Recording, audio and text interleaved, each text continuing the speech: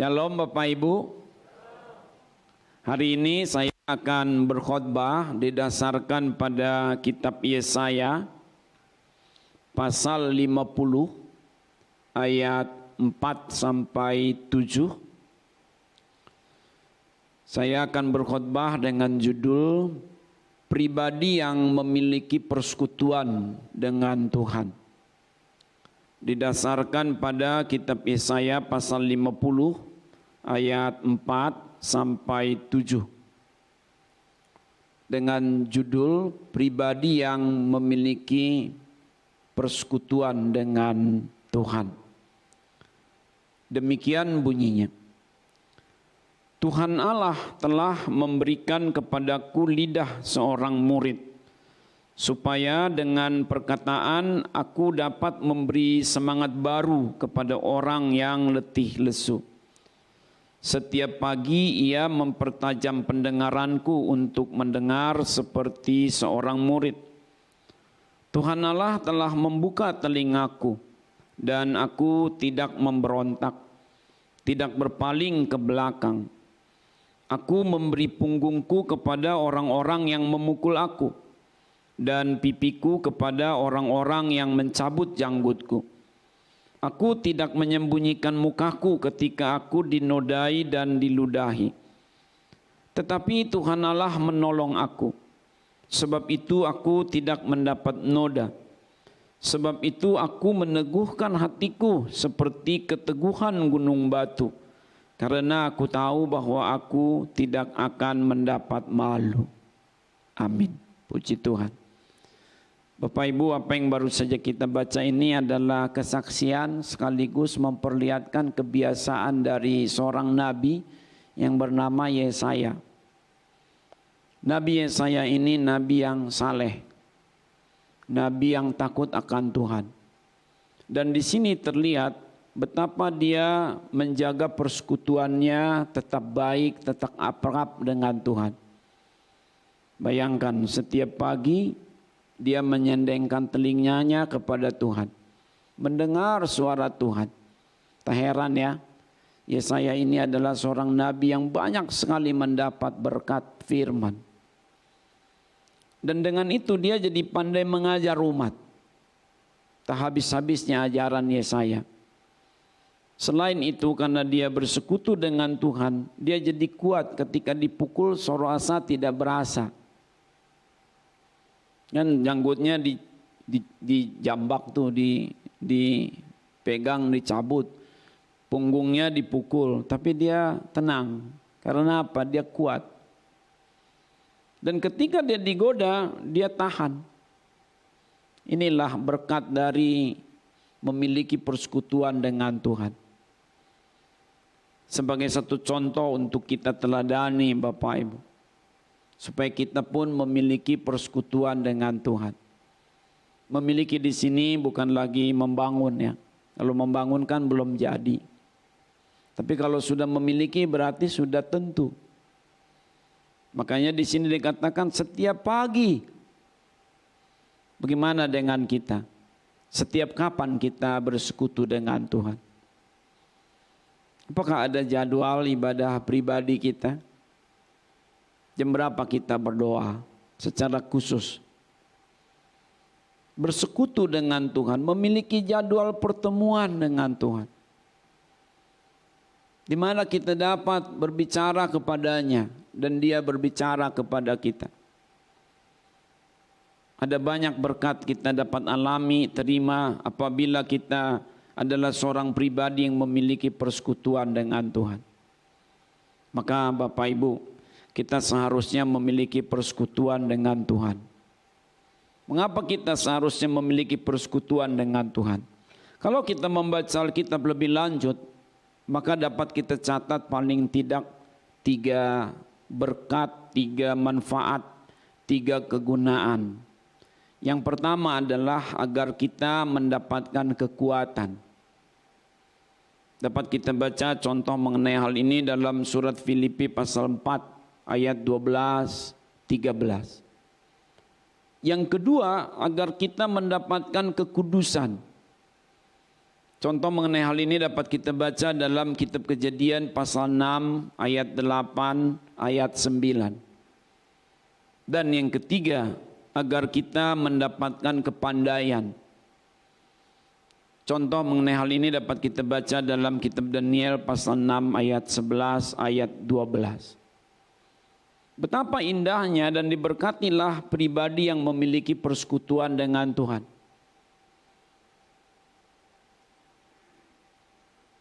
Tiga paling tidak. Yang pertama adalah kita akan mendapatkan kekuatan.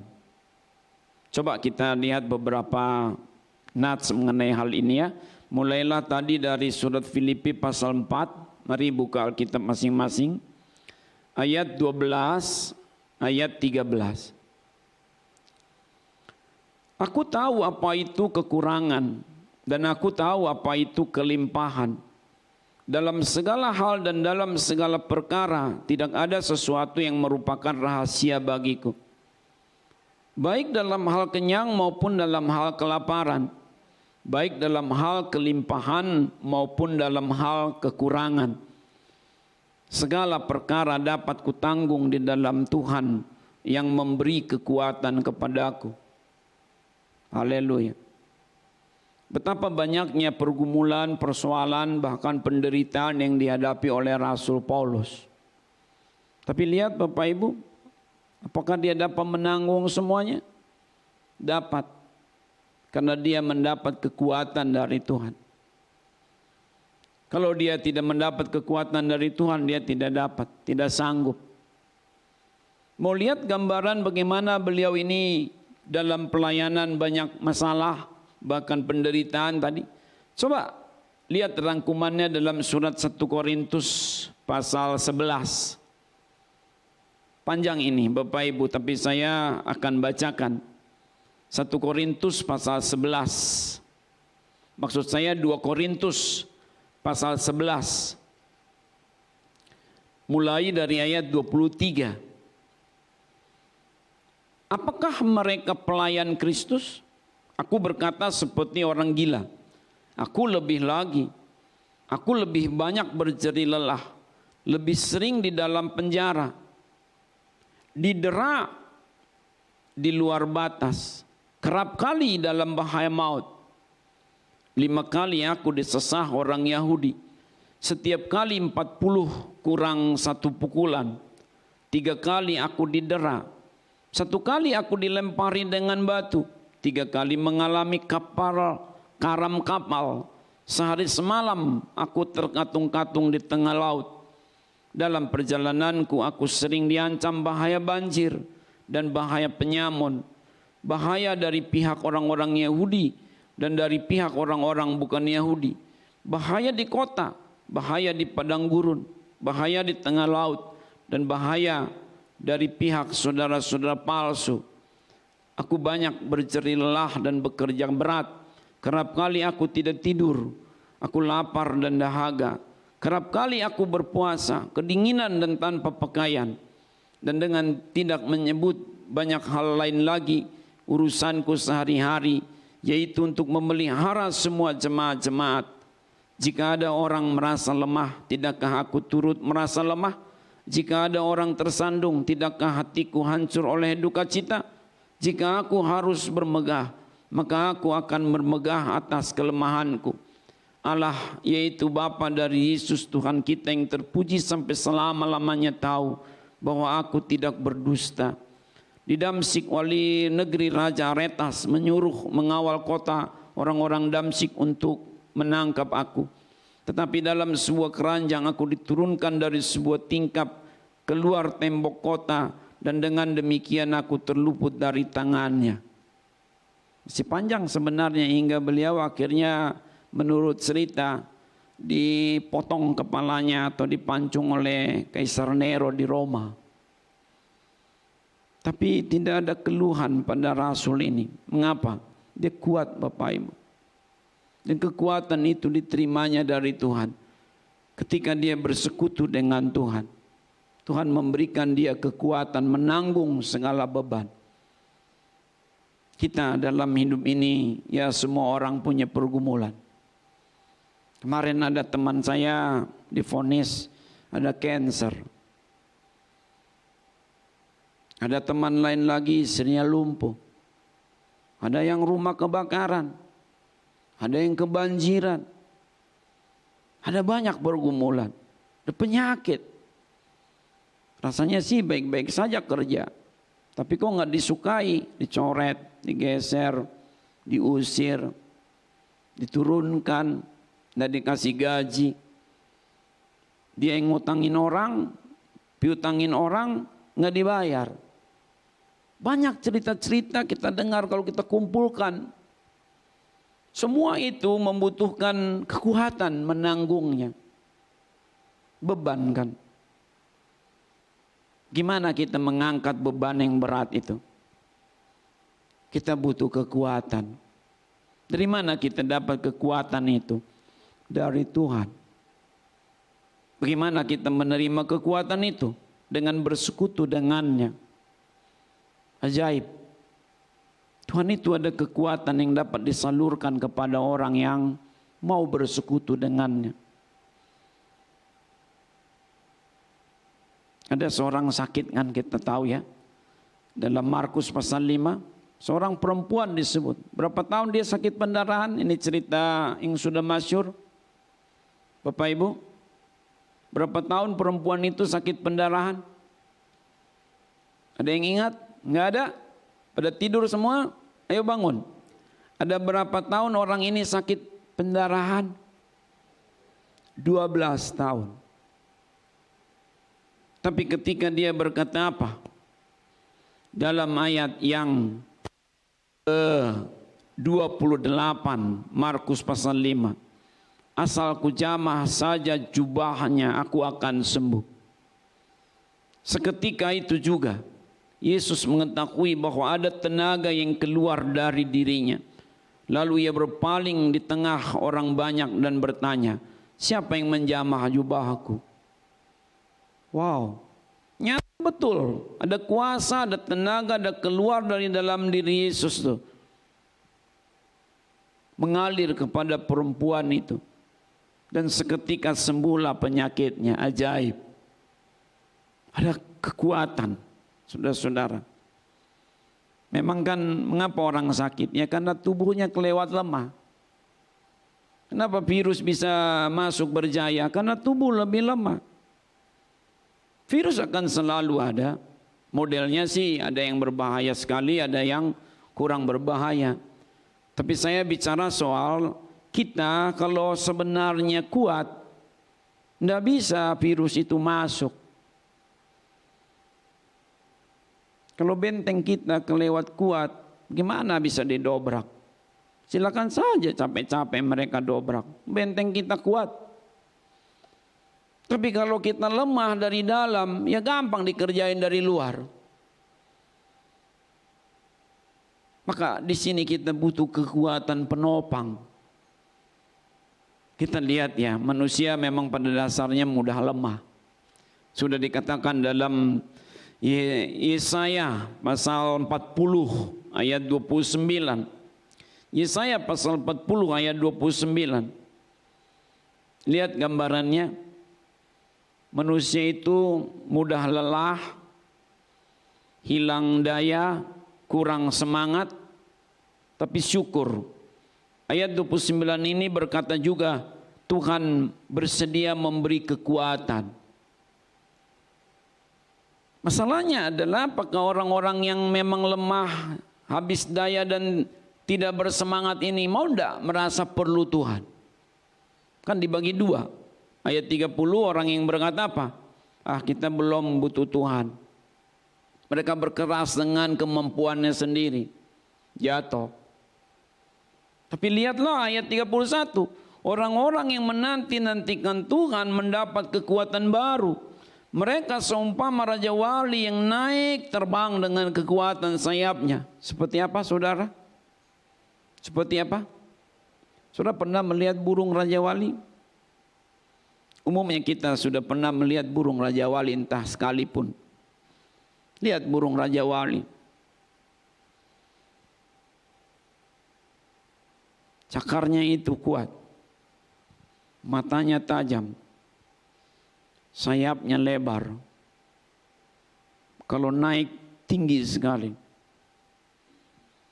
bisa mencengkram anak kambing, melintasi lautan.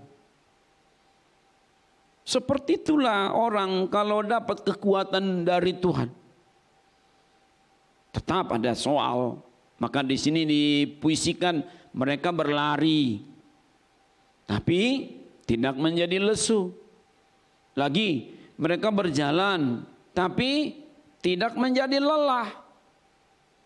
Ada orang tidak berlari pun lelah, tidak jalan pun lelah.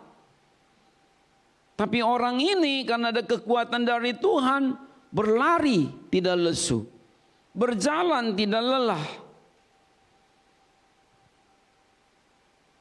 Makanya bukannya kita sok ya, kita bisa berjalan 2 mil, sementara orang tersiok-siok berjalan 1 mil.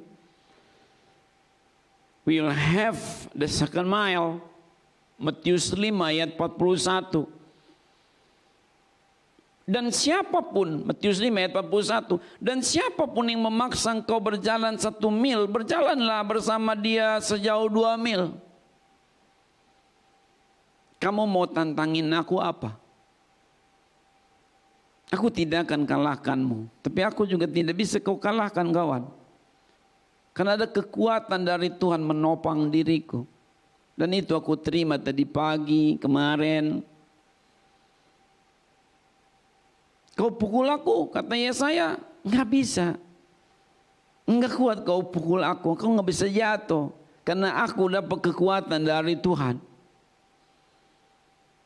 Tapi kalau orang tidak ada kekuatan dari dalam dirinya, yaitu gampang sekali dia diprovokasi, jatuh, mati, berantem, ribut. Lemah kan? Termasuk kita tahu mengampuni. Mengampuni itu butuh power. Dan itu bukan power physical power. Itu spiritual power. Bagaimana ya? Istri di sini untuk memeluk saja kok nggak sanggup. Ini kan lemah sekali berarti si suami itu kalau dia suami tadi. Hanya untuk berjabat tangan saja. Nggak sanggup dia karena apa? Lemah. Tapi kalau orang kuat saudara, wow.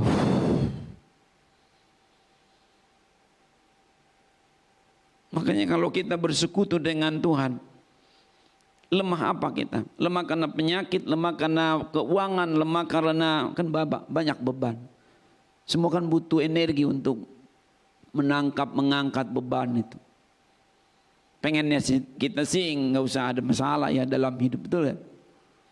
Tapi bagaimana? Tadi pagi dapat SMS dari si Dede begini. Tadi pagi dapat berita orang tua begitu. Situ lagi, ini kan nggak bisa kita cegah. Sudah terjadi malahan. Tapi bagaimana kita menanggung semua ini? Kirain kalau sudah punya menantu, anak kita lebih bahagia ya. Tapi si Encim itu bilang, enggak tuh.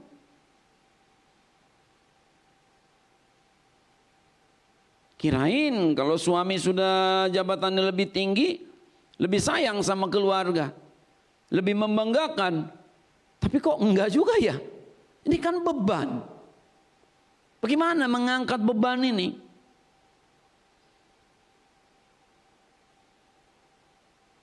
Kita butuh kekuatan dari Tuhan. Mengapa dari dalam Kristus bisa keluar daya? Karena dia tidak ditopang oleh siapapun. Dia adalah sumber kekuatan. Coba lihat indahnya ayat berikut. Yohanes 5 ayat 26. Yohanes 5 ayat 26. Demikian bunyinya.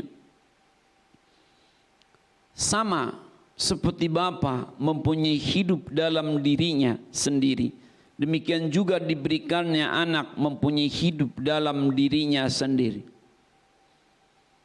Jadi Yesus itu adalah anak Allah Karena keluar dari Bapa, bukan diperanakan atau dijadikan jadi anak Allah. Dialah sang firman yang keluar dari Bapa. Maka sama seperti Bapa punya kekuatan hidup dari dirinya sendiri, maka Kristus juga punya hidup dari dirinya sendiri. Dia tidak ditopang oleh sistem. Makanya dialah terang yang sesungguhnya. Saudara, kalau bicara soal terang, jangan terlalu bawa kepada terang ini ya, terang alam. Kristus itu bukan terang alam, tapi terang kehidupan. Maksudnya dialah yang menopang hidup itu jadi terang terus. Coba lihat ya bahasa Yohanes pasal 1 ayat 9. Terang yang sesungguhnya, the true light is coming to the world. Terang yang sesungguhnya yang menerangi setiap orang sedang datang ke dalam dunia. Waktu itu Kristus. Coba lihat ayat 1 sampai ayat 5. Ini indah bukan main. Pada mulanya adalah firman. Firman itu bersama-sama dengan Allah. Dan firman itu adalah Allah. Ya, pada mulanya bersama-sama dengan Allah. Baca sama-sama. Segala sesuatu dijadikan oleh Dia perlahan-lahan, dan tanpa Dia tidak ada satupun yang telah jadi dari segala yang telah dijadikan. Perlahan-lahan dalam Dia ada hidup, dan hidup itu adalah terang manusia. Lagi, terang itu bercahaya di dalam kegelapan, dan kegelapan itu tidak menguasainya. Kuat. Ada light, cahaya. Saudara lihat tak mesin? Mengapa ada mesin? Ada api. Api itu dari mana? Kehidupan, kumparan. Begitu kumparannya padam. Maaf ya saudara-saudara, 1000 maaf, jangan salah arti. Ini pengandaian mungkin terlalu jelek. Saudara tahu hewan hidup enggak? Hidup. Tapi dia tidak ada terang. Kalau soal hidup saja bisanya kita hidup, tapi enggak terang kayak hewan. Enggak ada rasa, enggak ada rasa. Tahu rasa? Bahasa Jawa, rasa itu apa tuh? Itu filosofikal sekali. Rasa.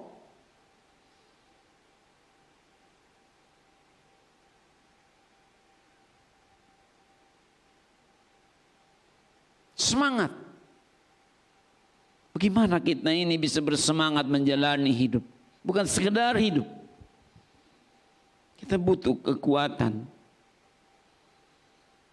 Dan jika Allah bersama dengan kita, siapa lawan kita? Roma pasal 8 ayat 31. Roma pasal 8 ayat 31. Sebab itu apa yang akan kita katakan tentang semuanya itu? Jika Allah di pihak kita, siapakah yang akan melawan kita? Saudara, nunggu-nunggu apa supaya kuat? Jangan gantungkan hidupmu pada peraturan pemerintah belaka. Sudah level ini, lega. Wow. Begitu nanti naik levelnya lagi. Apa hidup kita begitu?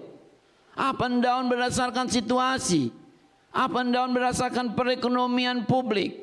Tidak. Kita harus hidup karena Tuhan. Kita kokoh, kita kuat, apapun yang terjadi. Sebab Tuhan menopang kita. Kalau tidak, saudara, nanti saudara hanya akan nunggu-nunggu berita dari sesangga, dari tetama. Tunggu berita dari Tuhan. Apa kata Tuhan tentang hidup ini, kawanku? Siapa andalan kita? Lihat Mazmur 20 ayat 8. Orang itu memegahkan kuda. Orang itu memegahkan kereta. Mazmur 20 ayat 8. Tapi kita bermegah dalam nama Tuhan Allah kita. Dalam nama Tuhan Allah kita. Itulah kemegahan kita. Cerita klasik Daud dengan Goliat. Goliat datang dalam 1 Samuel 17 ayat 40, 41, 42. Lucu Goliat ini. Dia lihat Daud kecil. Dia bilang apa? Emangnya aku anjing kau datang bawa tongkat ngelawan aku? Tapi dia sendiri bawa senjata gede-gede. Nggak logis amat. Kalau memang kau hebat, kenapa masih pakai senjata lawan Daud? Ini pahlawan Goliat ini, cerita itu buat saya jadi agak lucu jadinya kalau dicermati. Goliat ini sebenarnya hebat gak sih? Tapi memang dia raksasa, saudara. Katakanlah 2 kali lipat secara total general dari Daud. Daud menyadari kelemahannya. Justru itulah dia membutuhkan sokongan Tuhan. Dia bilang apa? 1 Samuel 17 ayat 45. Buka Alkitabnya. Lihat. Engkau mendatangi aku dengan apa? Dengan tombak dan lembing, pedang, tombak dan lembing. Tapi aku mendatangi engkau dalam nama Tuhan semesta alam. Hari ini kau akan kalah. Datangi musuh-musuh kita atau orang yang memusuhi kita dengan nama Tuhan. Jangan andalkan kekuatan kita, uang kita, posisi kita. Jangan, saudara. Andalkan Tuhan. Maka ketika kita lemah, siap. Tuhan katakan, aku siap membantumu. Matius 11 ayat 28, 29, 30. Marilah kepadaku hai kamu yang berbeban berat dan letih lesu. Aku akan memberikan kelegaan kepadamu. Kalau kita bersekutu dengan Tuhan, kita memiliki persekutuan dengan Tuhan, maka kita akan mendapatkan kekuatan, mengangkat semua beban-beban kita. Saudara lihat itu, dunia akan selalu begitu. Situasi yang sedang kita alami ini sampai kapan selesai? Nggak akan selesai ini. Situasi akan selalu begitu. Entar ada lagi apa lagi? Saudara tidak bisa menggaransikan hidup ini pada hitung-hitungan kita. Maka dalam Yakobus pasal 4 ayat 13, 14, 15, 16, kita harus sering berkata jika Tuhan menghendakinya. Jika Tuhan menghendakinya, ini andalan kita. Jika Tuhan menghendaki, jangan pakai kekuatan sendiri. Oh, saya apa sih, kita ini apa? Oh, saya anak sini, anak siapa? Kau anak siapa? Mau pakai nama bapamu, orang tuamu untuk kau hebat? Enggak bisa, enggak cukup. Kita harus pakai nama Tuhan. Hakim-Hakim 13 ayat 8. Sebab nama Tuhan itu ajaib. Dalam nama Tuhan Yesus Kristus. Kau usir setan dalam nama Tuhan. Saudara, betapa indahnya kalau kita memiliki persekutuan dengan Tuhan. Amin. Ayo punya persekutuan. Dari mana kita tahu? Pertama, persiapan dulu. Lihat jadwal kerja. Ada enggak jam 2 di situ? Ketemu teman hari ini 1, 2, 3, 4. Ketemu Tuhan kapan? Aneh repot. Makanya kita jadi lemah. Kalau saudara ketemu orang, saudara akan bagi energi pada dia. Ketemu orang lagi, energi tersedot lagi. Belum ketemu setan. Belum ketemu wewe gombel. Boksu suka bilang wewe gombel. Semua tersedot itu. Siapa yang akan menopang kita? Tuhan. Maka minta kekuatan dari Tuhan. Miliki lagi persekutuan. Malah kita harus tambah jadwal ketemu Tuhan. Tuhan, aku nambah ya jadwal ketemu Tuhan. Kamu masih punya waktu? Masih. Dari mana kamu udah sibuk? Ini, aku akan kurangin ngobrol grup ini lumayan 1 menit. Ini, aku akan kurangin nonton film drama ini lumayan 1/2 jam. Tuhan gak merasa sibukkan kalau aku sibukkan? Enggak katanya. Aku pengacara, benar-benar pengacara, pengangguran banyak acara. Come to me. I'm waiting for you. Come to me. I'll bless you. Kuat kita. Lalu yang berikut kita akan mendapatkan kekudusan. Saudara, Alkitab itu kan berkata dunia ini dalam kegelapan moral. Betul? Betul? Setan di mana-mana. Anda tahu enggak orang seperti Nuh hidup pada zaman bagaimana? Coba lihat gambarannya. Kejadian pasal 6 ayat 5. Nuh itu hidup pada puncak zaman penuh dengan segala macam. Perhatikan. Ketika dilihat Tuhan bahwa kejahatan manusia besar di bumi dan bahwa segala kecenderungan hatinya selalu membuahkan kejahatan semata-mata. Inilah zaman di mana Nuh hidup. Moral, liberal. Tapi lihat siapa akhirnya Nuh. Lompat ayat 8. Tetapi Nuh mendapat kasih karunia di mata Tuhan.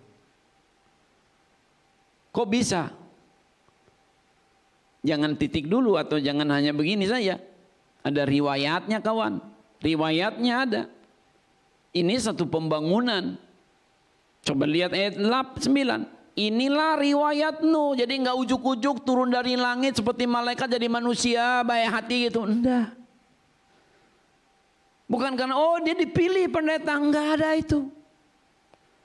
Perbuatan baik tidak dipilih tapi pilihan. Lihat ayat 9. Inilah riwayat Nuh. Nuh adalah seorang yang benar dan tidak bercela di antara orang-orang sezamannya. Alasannya apa? Karena Nuh hidup bergaul dengan Allah. Kuncinya hidup bergaul dengan Allah. Dengan siapa Anda bergaul? Dengan siapa saya bergaul? Kalau kita bergaul dengan Allah seperti Nuh, kita akan menjadi orang yang kudus. Kita suci. Kita tidak berbuat dosa lagi. Memang bisa pendeta? Bisa.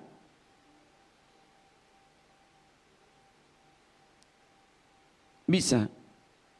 Kalaupun kita jahat, kita jadi sadar kejahatan kita. Memang dalam kenyataannya hanya Tuhan Yesus yang pernah datang jadi manusia yang tidak berdosa. Daud sendiri pun ya ada dosanya, tapi sangat maksimal kebaikannya. Lihat gambarannya dalam 1 Raja-Raja 15. 1 Raja-Raja 15. Malahan Daud menjadi istilah kita atau saya standar moral. Turunan Daud itu diukur melalui kesalehan Daud loh, takarannya, ukurannya. Lihat 1 Raja-Raja 15 ayat 4. Tetapi oleh karena Daud, maka Tuhan Allah hanya memberikan keturunan kepadanya di Yerusalem dengan mengangkat anak yang menggantikan dia dan dengan membiarkan Yerusalem berdiri. Karena Daud. Ayat 5. Karena Daud telah melakukan apa yang benar di mata Tuhan dan tidak menyimpang dari segala yang diperintahkan Tuhan kepadanya seumur hidupnya, kecuali dalam perkara Uria orang Het itu dan Batseba istrinya. Tidak ada yang sempurna. Tapi Daud ini maksimal sekali. Biar kita Bapak Ibu, jangan kita sampai jatuh lagi dalam dosa lagi, dosa lagi, dosa lagi. Mari kita mendekat kepada Tuhan. Kita bersekutu dengan Tuhan. Seperti ini ibadah, ayo ikuti ibadah. Untuk sementara saya tidak komentari lagi lah, mana yang lebih baik, online atau onsite. Saya tidak tahu, mungkin saya makin hari makin ke depan kita semua jadi virtuali semua. Lihat, dagang sekarang virtual, beli virtual. Mungkin saja ada satu masa di mana kita memang ini semua jadi virtual. Maka Alkitab berkata ibadah bukan hanya lebih kepada sikap badan, tapi sikap batin kita. Ada hati kita ini greget gak mau ikut Tuhan. Makanya mulai sekarang siap-siap saudara, jadikanlah rumah Anda sebagai gereja kapel. Atur itu rumahnya, suasananya, jangan berantakan lagi. Cobalah dalam keadaan seperti ini, kita tidak tahu hari esok. Karena semua gereja akan runtuh bangunannya. Bangunan gedung gereja mana yang enggak runtuh? Bait Allah saja runtuh kok. Saudara mau bangun gede-gede bangunan fisiknya saja, tapi tidak membangun akan fellowshipnya, sia-sia.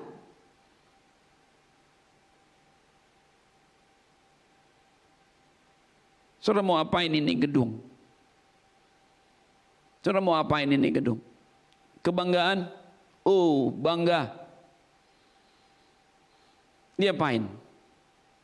Disinggah dengan jiwa-jiwa. Tantangan buat saya. Enggak mudah.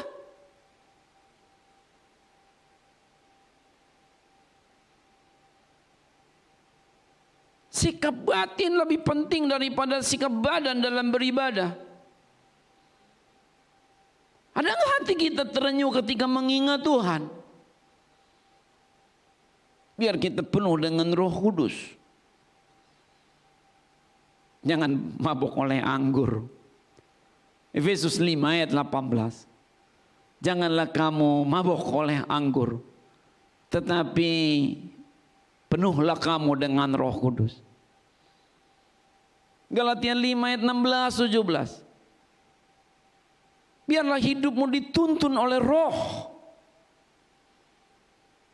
Peganglah tanganku Roh Kudus setiap hari.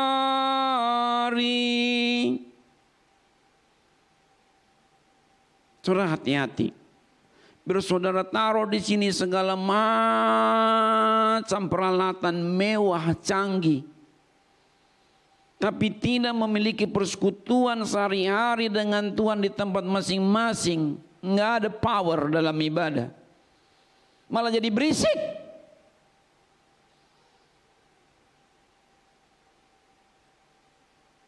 Bangun sekarang persekutuan mumpung masih ada waktu. Butuh kedisiplinan menjadi pemuji penyembah. Seperti Yesaya. Dia tidak banyak ngomong dengan orang. Dia banyak ngomong dengan Tuhan. Maka hati-hati itu dengan grup-grup sebagai pelayan, itu yang merusak kebersamaan kita seringkali. Kita lupa bahwa gereja lebih berurusan dengan Tuhan, menjalin komunikasi surgawi. Tapi seringkali kita jadi lupa bahwa kita nggak usah ngurusin segala macam, tetap bengek ini segala macam. Urusan orang jadi kita urus. Lupa dengan Tuhan. Gereja jadi rusuh, orang sakit hati, lalu kabur pergi. Tanpa sadar kita sudah jadi batu sandungan, bukan? Karena kita tidak fokus pada Tuhan.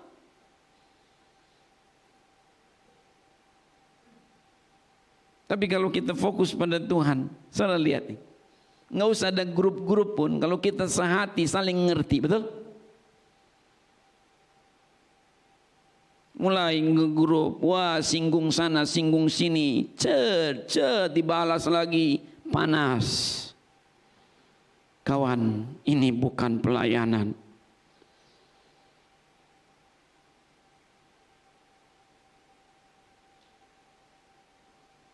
Kalau kita bersekutu dengan Tuhan, kita akan hidup dalam kekudusan.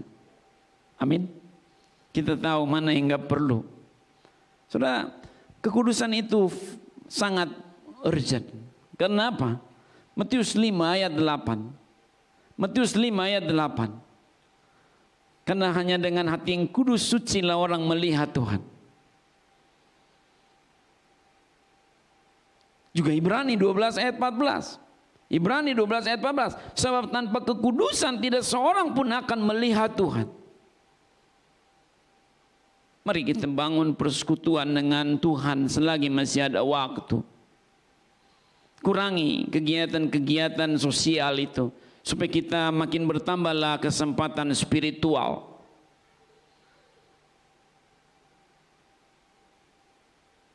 Butuh latihan, butuh, tapi perbanyak sajalah doa pribadi.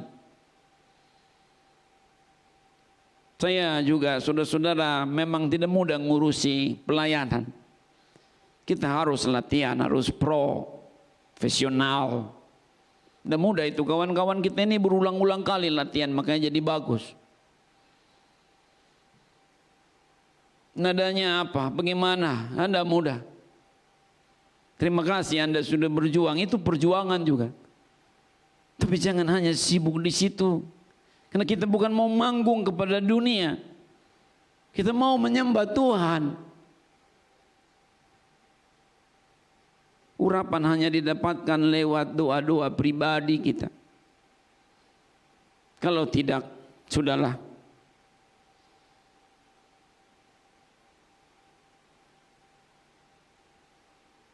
Harus ada api, saudara. Api, api, fire. Where is the fire? Masih ada nggak api? Api Injil, api Roh Suci, api penyembahan. Berapi-api enggak? Berapi-api enggak?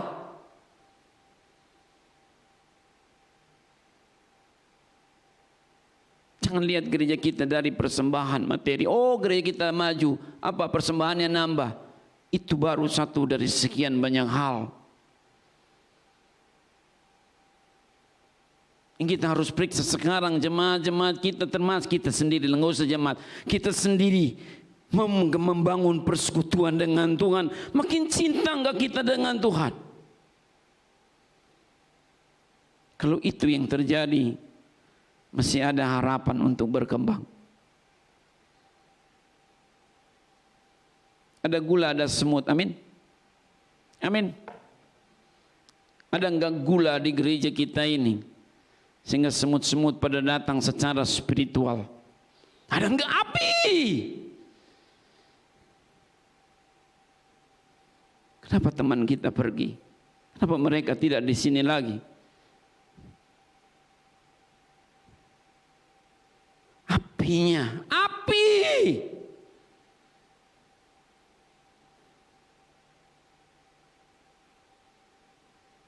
Yang ketiga, Bapak Ibu, bila kita memiliki persekutuan dengan Tuhan, maka kita akan mendapatkan kepandaian. Ini indah. Coba kita lihat kitab Daniel pasal 6. Pasal 6. Sedikit lagi ya, harap bersabar. Kitab Daniel pasal 6. Ini Daniel bukan main ya. Dia sebenarnya bukan nabi awalnya. Dia pemuda biasa tapi cinta Tuhan banget-banget. Dia direkrut oleh Kaisar Nebukadnezar, Raja Babel, dididik, dia tunjukkan imannya. Dia maju, orang-orang jealous, biasa dunia selalu ada begitu. Dia mau dijatuhkan, tapi nggak bisa. Dipakai nih, wah kita pengaruhi aja Raja Kaisar. Kita elu-elukan dia supaya dibuat dekret untuk tidak boleh orang memanggil Yahweh, karena dia tahu Daniel ini fanatik dengan Tuhan, bukan fanatisme ya, fanatik, cinta banget gitu. Pokoknya kalau dia nggak ibadah, teman-temannya tahu kalau Daniel nggak ibadah pasti dia mati kutu. Kita masuk lewat situ. Dibuatlah dekret itu. Singkat cerita, semoga Anda pernah membaca sendiri. Daniel 6 ayat 11-12. Demi didengar Daniel bahwa surat perintah itu telah dibuat, Pergilah ia ke rumahnya. Dalam kamar atasnya ada tingkap-tingkap yang terbuka ke arah Yerusalem. 3 kali sehari ia berlutut, berdoa serta memuji Allahnya seperti yang biasa dilakukannya. Lalu orang-orang itu bergegas-gegas masuk dan mendapati Daniel sedang berdoa dan bermohon kepada Allahnya. Saudara, Daniel punya kebiasaan. Apapun yang terjadi di dalam hidupku, 3 kali sehari, tolong Bapak keluarkan lagi. Seperti yang biasa dilakukannya. Sejak kapan ini kebiasaan terbentuk? Sejak masa muda. Sebelum jadi petinggi pun memang dia begitu. Patut dicontoh, amin. Jadi pegawai biasa, cinta Tuhan. Setelah pegawai tinggi, pegawai besar, cinta Tuhan. Masih dagang di emperan toko orang, cinta Tuhan. Setelah dia sendiri punya toko sendiri, cinta Tuhan. Malah makin jadi-jadi.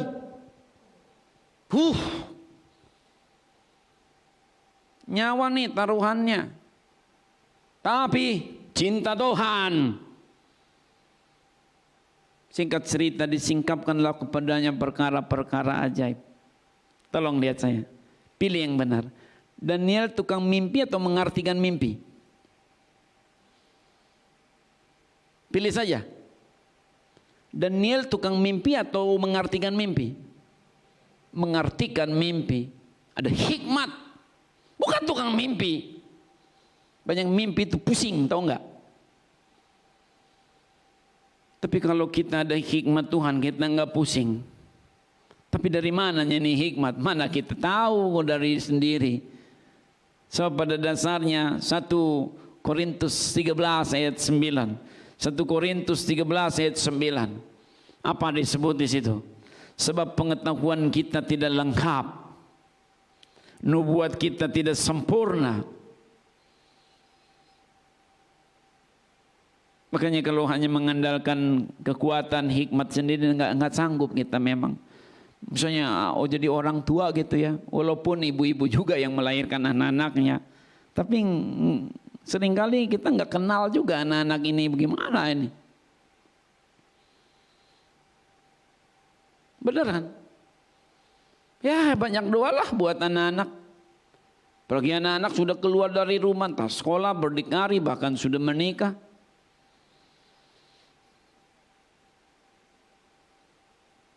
Tapi kalau kita ada hikmat, wow, indah ya kalau kita punya hikmat.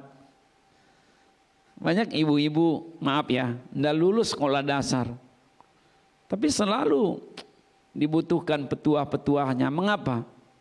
Nah, hikmat Tuhan. Hikmat Tuhan.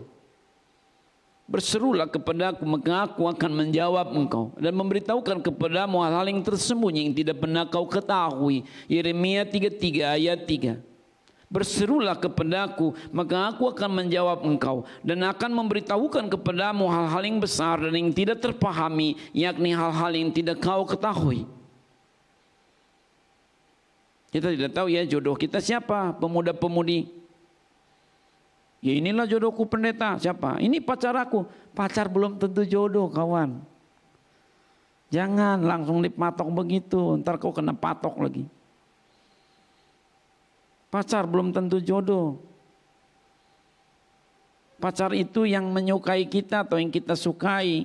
Tapi apakah itu jodoh kita? Belum tentu. Belum tentu. Makanya orang pacaran masih bisa putus kan. Saya enggak kompor-komporin supaya putus ya, jangan dong. Ya kebanyakan ya jodoh kita ya dari pacar kita. Makanya pacaran ya satu aja pacarnya, jangan gonta-ganti, ntar sok sini lah. Udah gitu, ganti lagi. Siapa tuh yang jemput? Kok lain? Hai jangan gitu juga lah. Kita harus membangun identitas supaya kita terhormat. Tapi maksud saya jangan dipatok bahwa pacar itu pasti jodoh kita, belum tentu. Jodoh itu yang kita nikahi udah. Makanya kalau kita sudah menikah, ya udah, itulah jodoh kita. Yang lain-lain enggak.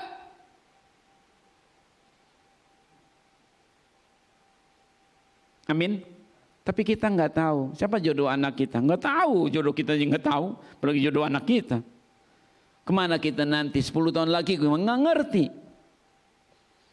Maksud hati memulung gunung, apa daya tangan tak sampai. Tapi kalau hikmat Tuhan yang menuntun, haleluya, kita akan sampai ke pelabuhan bahagia. Amin.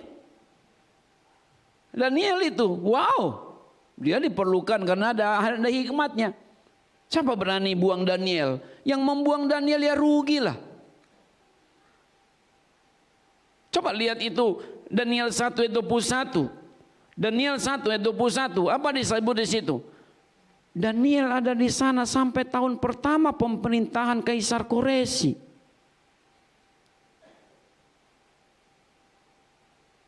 Mahal Daniel ini. Sayang kalau dia nggak digunakan. Orang berebut dengan Daniel. Yusuf juga dari penjara masuk istana karena ada hikmat Tuhan. Saudara, kalau kita ada hikmat Tuhan, kita tidak usah takut menjalani hidup ini. Amin. Ada aja loh. Saya senyum-senyum melihat seorang ibu cerita, pendeta, sekarang saya nggak kekurangan. Wih, kan Anda baru iya sekarang udah ada cara pendeta. Saya jualan ini laris manis Tanjung Kembol katanya. Wah, hikmat Tuhan tuh. Hikmat Tuhan tuh. Ada aja ya. Tapi kalau kita ini mengandalkan kekuatan sendiri nggak nyampe. Oke, saya waktunya sudah habis ya. Sudah habis. Ya sudahlah. Ya sudah. Pengen sih terus, tapi ya sudah. Bapak Ibu yang saya hormati, terlebih yang dikasihi Tuhan, pribadi yang memiliki persekutuan dengan Tuhan. Ayo miliki persekutuan itu. Ya, buat sendiri kan pribadi. Kalau umum kan kita udah ada ke jadwal umum di sini, nggak usah diganti-ganti jadwal umum kita.